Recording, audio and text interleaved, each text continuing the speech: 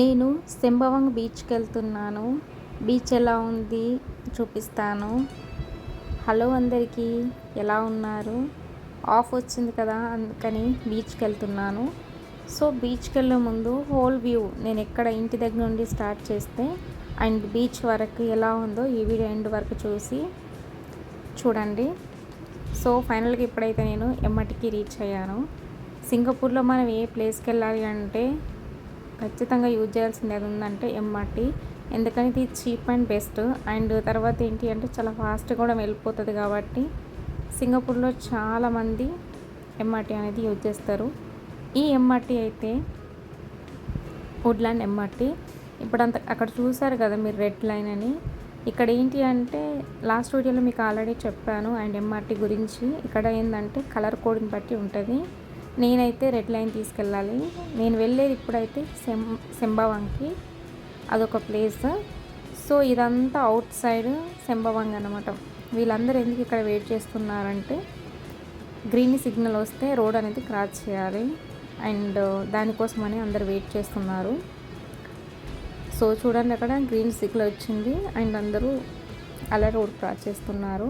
So ఫైనల్గా అయితే bus రావడానికి కొంచెం టైం పడుతుంది అండ్ అందుకని చెప్పి అందరు అక్కడ వెయిట్ చేస్తున్నారు. సింగపూర్లో బస్ టైమింగ్స్ అనేది కానీ అన్నీ ఒక సిస్టమాటిక్ మేనర్లో ఉంటుంది. 5 to 6 minutes కానీ 7 minutes 8 minutes అలా ఉంటుంది. ఒకవేళ మనం ఏ బస్కి వెళ్ళాలి ఏంటి అని అంటే మనకు అక్కడ బోర్డు ఉంటుంది అనమాట. ఆ బోర్డుని బట్టి మనం బస్ చూస్ చేసుకొని వెళ్ళిపోవచ్చు. దానికన్నా ముందుగా మనం వెళ్తున్న ప్లేస్కి మనకు రూట్ తెలియాలి. దానికోసమని చాలామంది రూట్ మ్యాప్ యూజ్ చేస్తారు. అండ్ నేనైతే ప్రజెంట్ యూజ్ చేయట్లేదు, కొత్తగా వచ్చినప్పుడు యూజ్ చేశాను. బట్ ఇప్పుడు ఏంటంటే జస్ట్ మామూలుగా గూగుల్ మ్యాప్ పెట్టుకొని వెళ్తాను ఎక్కడికి వెళ్ళినా. సో ఇక్కడ నేనైతే ఫైనల్గా శంభావంగ్ ప్లేస్ పార్క్ అయితే రీచ్ అవుతున్నాను.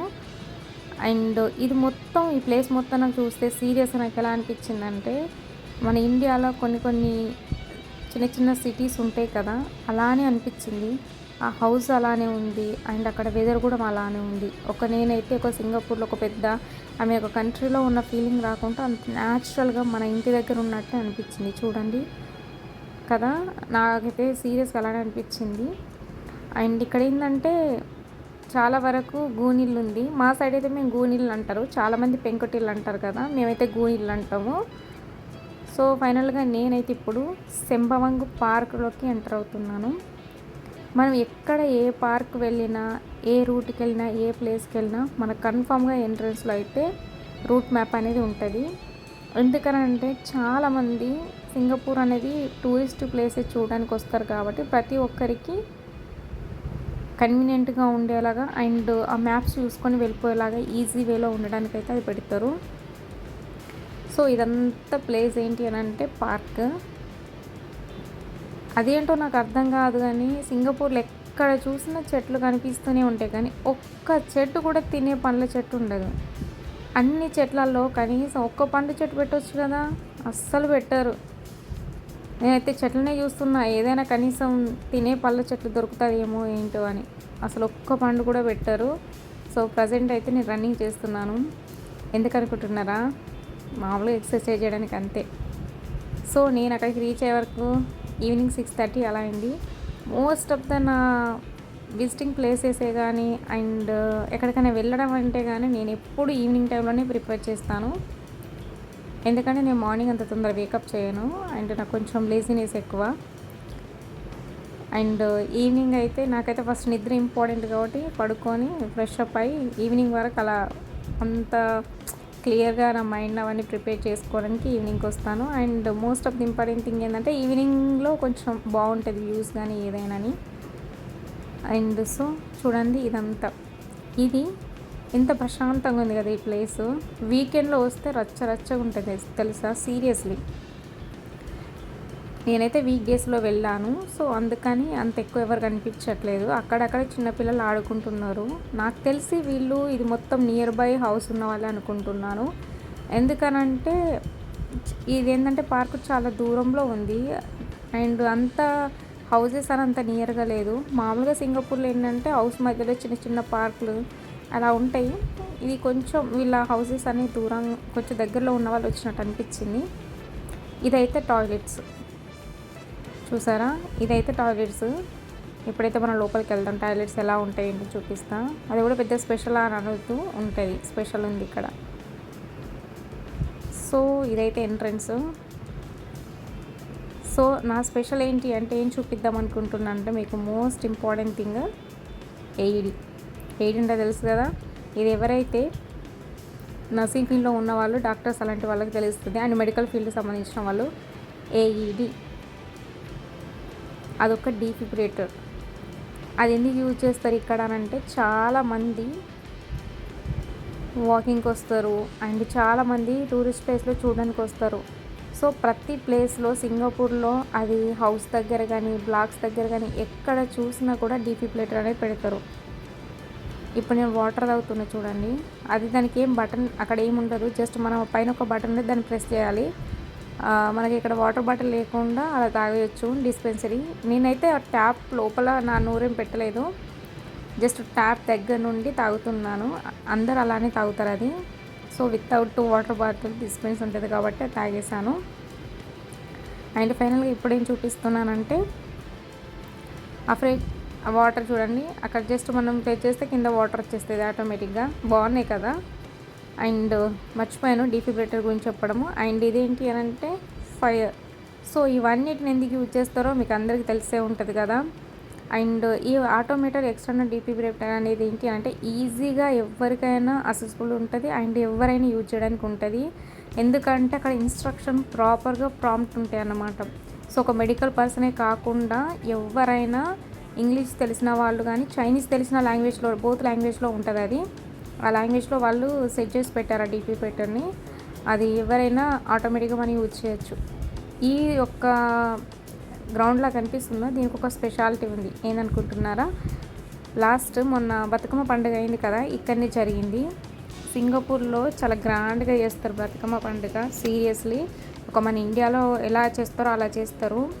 లాస్ట్ ఇయర్ అయితే ఇక్కడ చేశారు. ఈ గ్రౌండ్ మొత్తము మన తెలుగు వాళ్ళు చాలామంది వచ్చేసారు. అండ్ ఇది చూడడానికి ఏంటి అని అంటే ఆల్ ద లైక్ సింగపూరియన్స్ కానీ అండ్ చాలా లాంగ్వేజెస్ పీపుల్ వచ్చి కూడా చూశారు. నేను కూడా వెళ్ళాను అక్కడికి. అండ్ ఈ లాస్ట్ 2025 కన్నా అంతకన్నా ముందు ఇయర్లో జరిగింది అయితే చాలా చాలా స్పెషల్గా ఉండే. అండ్ ఈ ఇయర్ కొంచెం నాకంత ఎక్సైట్మెంట్గా అనిపించలేదు అండ్ అంత బాగా జరిగినట్టు కూడా అనిపించలేదు.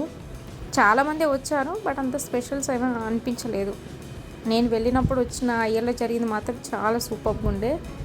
సో ఫైనల్గా ఇప్పుడు నేను ఈ గ్రౌండ్స్ ఇవన్నీ చూపించాను కదా, ఇంకా స్లోగా వెళ్తున్నాను. నేను ఇప్పుడు వెళ్ళేది బీచ్కి. ఒకప్పుడు వచ్చిన దానికి ఇప్పుడు వచ్చిన చాలా చేంజ్ అయింది. మీకు అయితే ఇప్పుడు నాటుకోడి చూపిస్తాను చూడండి. ఇవన్నీ నాటుకోళ్ళు.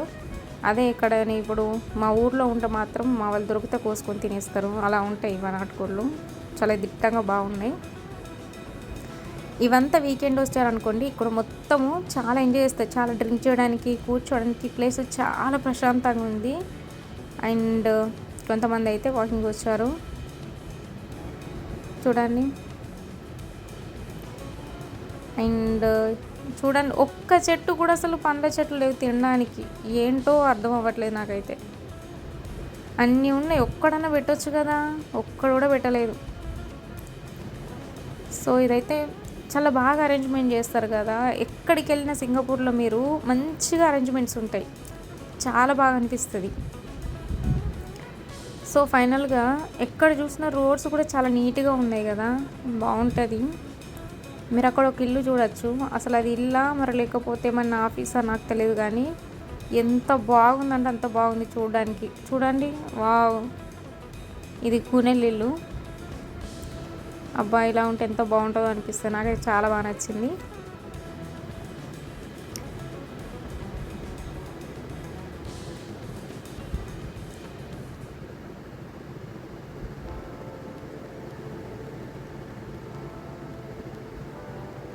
ఇక్కడొక టాయిలెట్స్ ఉన్నాయి, అక్కడొక టాయిలెట్స్ ఉన్నాయి. ఈ టాయిలెట్స్ దగ్గర మనం షవర్ కూడా చేయొచ్చు. షవర్ కూడా ఉంది మంచిగా. లోపల చాలా బాత్రూమ్స్ ఉన్నాయి. అండ్ ఇంకా మీకు లాస్ట్లో చెప్పలేదు, ఆ బాత్రూమ్స్లో మనకు ఒకవేళ మీరు డ్రింక్స్ ఏమైనా కావాలని తీసుకోవడానికి కూడా ఉంది. వెండింగ్ మిషన్ ఉంది, అక్కడ మనం జస్ట్ నోట్స్ ఇన్సర్ట్ చేస్తే మనకు డ్రింక్స్ అనేది వస్తుంది. హియర్ వి గో, బీచ్కి వచ్చేసాము.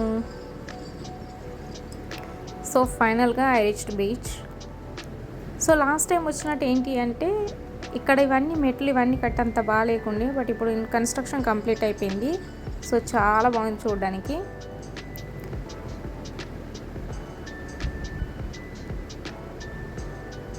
అక్కడ ఒక బ్రిడ్జ్ లాగా కనిపించింది కదా, అక్కడికి లాస్ట్కి వెళ్దాం మనము.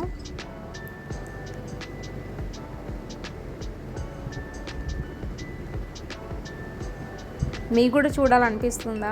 సింగపూర్ బాగుంది కదా, చాలా బాగుంటుంది. ఇంకా మంచి మంచి వీడియోస్ మీకోసం అప్లోడ్ చేయడానికి ట్రై చేస్తాను. చాలా కష్టపడి చాలా ప్లేస్లకు టైర్డ్ అయిపోయినా వెళ్ళి చూస్తున్నాను అండ్ మీకు కూడా చూపించడానికి ట్రై చేస్తున్నాను. ప్లీజ్ ఒకవేళ మీకు నా ఛానల్ నచ్చితే లైక్ చేసి షేర్ చేసి సబ్స్క్రైబ్ చేసుకోండి.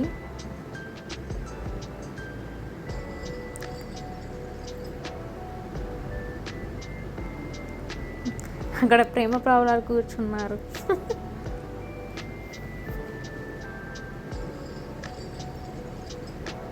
సో సింగపూర్లో 7 o'clock అయితే చాలు, ఎక్కడైనా లైట్స్ అనేది ఆన్ అయిపోతాయి. సో లాస్ట్ టైం ఒక బీచ్కి వెళ్ళాను కదా, ఈస్ట్ కోస్ట్ బీచ్ అని చెప్పి. నేను చూసిన బీచ్లలో ఆ బీచ్లో అంత నీట్గా ఏ బీచ్ లేదు. అండ్ ఇది చూడడానికి చాలా బాగుంది, బట్ ఏంటి అని అంటే కొంచెం ఎవరో మన బ్యాచే ఉన్నట్టున్నారు. ఇక వాటర్ రావడానికి చేశారో ఏంటో మరి. సో ఫైనల్గా సెంబవాంగ్ బీచ్కి రీచ్ అయ్యాను. ఇలాంటి ప్లేస్ చూడండి ఎంత ప్రశాంతంగా ఉందని, అంత ప్రశాంతంగా ఉంది. నాకు ఇలాంటి వ్యూ చూసినప్పుడు అండ్ చూడండి ఎంత బాగుంది కదా, నాకు ఇలాంటివి చూసినప్పుడు పూరి జగన్నాథ్ సార్ గుర్తొస్తారు. ఎందుకనుకుంటున్నారా? అతనికి బీచ్లో కూర్చొని డైలాగ్స్ రాయడం ఎంత ఇష్టమో కదా. నాకు ఇష్టమైన వాళ్ళు అయితే ఫస్ట్ ఆర్జీవి గారు, సెకండ్ పూరి జగన్నాథ్ డైరెక్టర్స్. నాకు చాలా చాలా ఇష్టం వీళ్ళిద్దరంటే. సో నాకైతే పూరి గారు గుర్తొస్తారు, ఎందుకంటే అతనికి ఇష్టం కదా బీచ్ దగ్గర కూర్చొని అండ్ డైరెక్షన్ ఇట్లా డైలాగ్స్ రాసుకోవడానికి, మూవీ స్క్రిప్ట్స్ రాసుకోవడానికి చాలా ఇష్టపడతారు కదా. సో నాకు అదైతే గుర్తొచ్చింది. మనం కూడా ఒక బుక్ తీసుకుని వెళ్ళి అక్కడ కూర్చొని మంచిగా చదువుకుంటే ఎంత బాగుంటుందో. సో సముద్రం అయితే చాలా ప్రశాంతంగా అలలతోటి హ్యాపీగా ఉంది. మనం కూడా ఇంకా నేను ఎక్కడ బీచ్కి వెళ్ళినా కొంచెం కొంచెం అయితే నేను నా ఇష్టంగా అయితే ఎంజాయ్ చేస్తాను. నా పిచ్చి పిచ్చి థాట్స్ తోటి డ్యాన్స్ చేయడము, ఎగరడము అలా ఇలా చేస్తాను. సో ఫైనల్గా స్పెషాలిటీ ఏంటి అంటే నేను నైట్ వరకు ఉండడానికి రీజన్ ఏంటి అని అంటే మీరు ఇప్పుడు బ్లూ కలర్లో ఈ యొక్క బీచ్ని చూడబోతున్నారు, కనిపిస్తుంది కదా మొత్తం ఎంటర్. నేను అయితే 6:30 అలా రీచ్ అయ్యాను కదా, 9 వరకు అక్కడే ఉన్నాను. మీ అందరి కోసం ఆ స్పెషాలిటీ ఆఫ్ బీచ్ చూపిద్దామని. సో చూడండి, సో ఫైనల్గా ఫుల్ బ్లూ కలర్లోకి చేంజ్ అయిపోయింది కదా. నాకు మాత్రం చాలా బాగా నచ్చింది వ్యూ, ఎందుకంటే నా favourite colour blue. So at lights and మంచి వ్యూ, చల్లటి గాలి.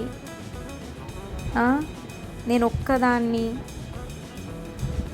సో నాకైతే ఎక్కడికి వెళ్ళిన ఒక్కదాన్ని వెళ్ళడం అంటే చాలా ఇష్టము. మోస్ట్ ఆఫ్ ద ప్లేసెస్ నేను ఒక్కదానికే వెళ్తాను, నాకు అలానే ఇష్టము నా ఒంటరిగా జర్నీ చేయడం అనేది. సో మీరు వ్యూ చూడొచ్చు ఎంత బాగుందో. సో ఫైనల్గా అయితే నేను మీకోసం మంచిగా క్లియర్ చూపించడానికి ఈ యొక్క బ్రిడ్జ్ దగ్గరకు వచ్చాను.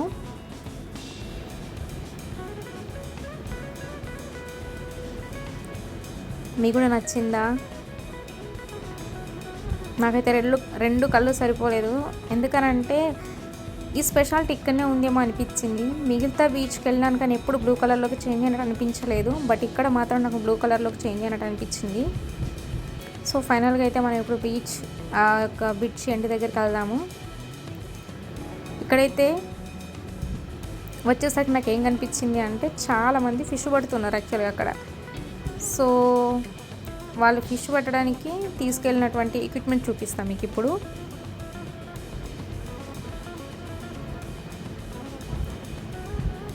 సో ఇది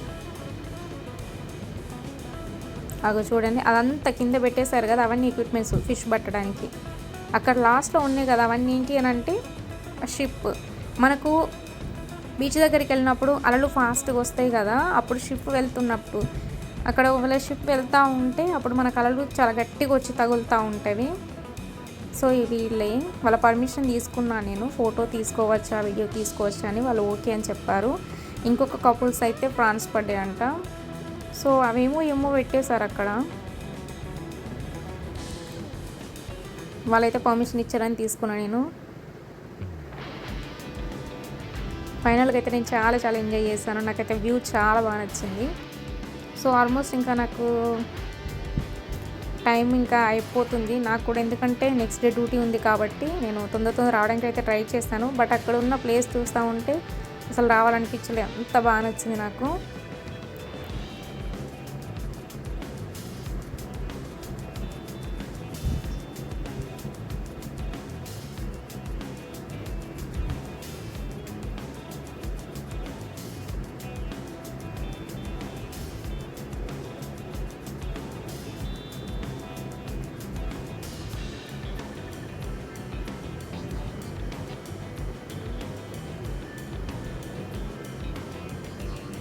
నేనైతే చాలా ఫొటోస్ తీసుకొని ఫైనల్ ఇక్కడికి వచ్చాను. ఇక్కడ వీళ్ళు ఏం చేస్తున్నారో తెలుసా, ఆ చిన్న బాబు ఉన్నారు కదా, అతను ఏమంటారు క్రాప్స్ పడుతున్నారు. సో ఇక్కడ ఒకతను ఉన్నారు, ఇతను ఏం చేస్తుండంటే ఆ సముద్రంలోకి వెళ్ళారు. అక్కడికి వెళ్ళేసి అక్కడ ఉన్నటువంటి మనకు శాండ్ బాంబ్స్ ఉంటాయి కదా, అవి మొత్తం ఏరుకొని వచ్చిండు. అక్కడ ఏం చేస్తున్నారు నేను అడుగుతా, అతను ఏం చెప్తున్నారంటే ఆ శాండ్ బాంబ్స్ అనేది శాండ్ నుండి సపరేట్ చేస్తున్నారు. అవి తీసుకెళ్ళి మళ్ళీ ఫిష్ పట్టడానికి యూజ్ చేస్తారంట. సముద్రంలో వీటిని తీసిండు, మళ్ళీ వాటిని బట్టి ఫిష్ తీస్తారంట. సో ఫైనల్గా నేను తిరిగేసాను, కొంచెం కాళ్ళ నొప్పులు వస్తున్నాయని ఈ ప్లేస్లో కూర్చున్నాను రెస్ట్ తీసుకుందామని. సో చాలామంది సింగపూర్లో ఏంటి అంటే ఎక్కడికైనా బైసైకిల్ యూజ్ చేస్తారు. సో నేను మీకు చెప్పాను కదా, ఎక్కడ చేసినా మనకు పార్కింగ్ ఉంటుంది. బట్ నేనైతే బైసైకిల్ అనేది తీసుకోలేదు, నా ఓన్గా నేను నడుద్దాం అనుకొని వెళ్ళాను. ఎందుకంటే నేను డైలీ బైసైకిల్ యూజ్ చేస్తాను కాబట్టి. సో ఫైనల్గా సింబవాంగ్ నుండి 9 o'clock అలా అవుతుంది. రోడ్డు మీద ఒక్కరు కూడా లేరు. సీరియస్లీ ఆ ప్లేస్ వెళ్ళేటప్పుడు మీకు చూపించాను కదా, వచ్చేటప్పుడు మొత్తం చీకటి ఉంది. సో ఇటు సైడ్ వెళ్తుంది, అటు సైడ్ చీకటి ఉంది. మీకు చూపిస్తాను. రోడ్డు మీద ఒక్కరు లేరు, భయం లేకుండా 9 o'clock అలా తిరిగేస్తున్నాను. అవి చూసారు కదా, నేను వెళ్ళేటప్పుడు వెళ్తుండే కదా, అది మొత్తం చీకటి అయిపోయింది. నేను ఫస్ట్ వెళ్ళేటప్పుడు ఆ రూట్లో వెళ్ళాను. సో ఇంత కష్టపడి వీడియోస్ ఇస్తున్నా, ప్లీజ్ నా ఛానల్ లైక్ చేసి షేర్ చేసి సబ్స్క్రైబ్ చేసుకోండి. సో నేను మాత్రం ఒకదాన్ని ఉన్నానేమో చూడండి, 9 o'clock అలా తిరుగుతాను. నేను ఇండియాలో కూడా అలా తిరగలే, ఎప్పుడు సింగపూర్లో తిరిగేస్తున్నాను 9 o'clockకి. నిజంగా చెప్పాలంటే కొంచెం భయం ఉంది లోపల నాకు. మామూలుగా నాకు సింగపూర్లో ఎక్కడికి వెళ్ళినా భయపడగాని ఈ ప్లేస్కి వచ్చిన ప్రతిసారి నేను భయపడతా. ఇది ఎందుకో కొంచెం భయంలాగా అనిపిస్తుంది. చూడండి ఎంత చీకటిగా ఉందో. ఫైనల్గా నేనైతే నడుచుకుంటూ ప్లేస్కి అయితే వచ్చాను బస్ స్టాప్ కోసము. సో బస్సు వచ్చే వరకు అక్కడ కూర్చున్నాను, ఎవ్వరు లేరు, నేను ఒక్కదాన్నే తెలుసా. ఫైనల్గా బస్సు వచ్చింది, బస్సులో ఎక్కేసాను. బస్సులో కూడా hardly 10 members. Please like share subscribe.